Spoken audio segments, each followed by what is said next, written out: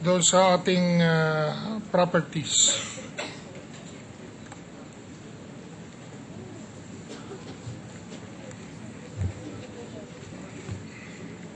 Ako po ay pinaratangan na may 45 ari-arian daw.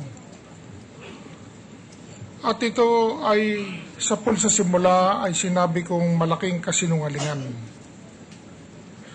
Alam naman po ni Eulalio Diaz III, administrador ng LRA, at pamangkin ni Ombudsman Conchita Carpio Morales at ni Justice Antonio Carpio, na matalik na kaibigan ni Pangulong Aquino, na wala naman akong 45 properties eh. Alam naman niya yun eh. At yung listahan na taglay-taglay niya dito sa hearing na ito ay exaggerated, huwad at hindi totoo. Ngunit linabas pa rin niya sa media po. Ang tingin po tuloy ng mga tao doon sa labas. Kung sino ba itong taong to? May 45 properties. Pati po ako nagulat. Pamilya ko nagulat. 45 properties. Wala pa akong nakikilala pong tao dito sa Pilipinas sa may 45 properties. Ang sinasabi ko po sa bayan ngayon, at ako ay nagbubukas ng kalooban sa inyo at sa ating bayan, wala po akong 45 properties. Lilima lang po ang akin dyan, at yan ay pinatunayan na namin, at lahat ay nakadeklara po sa aking salin. Wala po akong tinago na ari-arian na hindi ko linagay sa aking salin. Kahit na ang binabati ko sa akin dito sa impeachment court na ito, na bakit ko raw hindi linagay ang acquisition cost. Ang sagot ko po ay nakadeklara naman po yung asset sa aking salin. At yung mga asset na yan ay nakarehistro sa Register of Deeds, na kung saan nakarehistro din yung mga public documents covering that asset. It's something that I'm not hiding, because it's a public document that can be checked anytime. Ngayon, nadinig ko po rito sa impeachment court na ito, bakit ginamit mo yung fair market value ng tax declaration at hindi mo linagay yung fair market value ng kasalukuyan? Una-una po, hindi ko naman po alam yung fair market value ng kasalukuyan.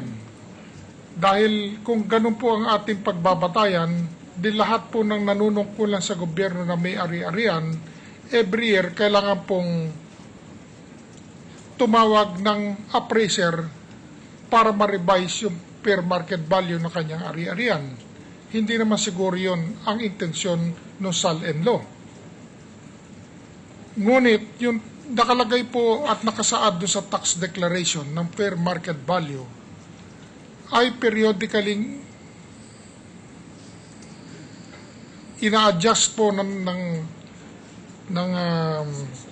assessor in accordance with present realities. Maaring hindi tumugma sa actual selling price na gusto ninyo, pero still it is being updated periodically by the assessor.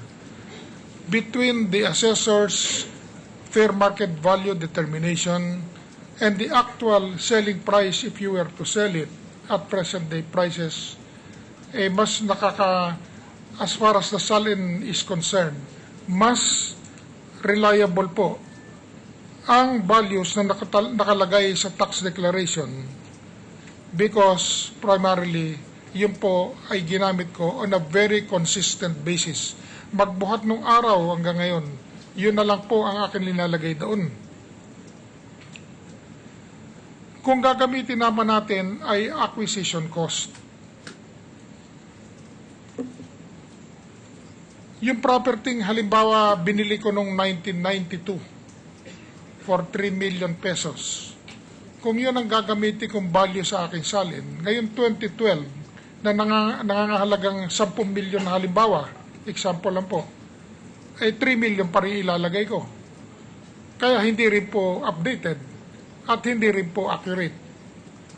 Kaya in good faith po, linagay po yung fair market value na nakalagay sa tax declaration dahil yon ay mas reliable kasi sa yung actual selling price na hindi ko naman alam kung magkano ko maibibenta dahil hindi ko naman binibenta. The only way na malalaman ko po yun, tatawag ako ng appraiser every year at pa-appraise ko yung property. Pinatunayan din po namin na yung acquisition cost, at ito na po yung siguro sinasabi ninyo kanina,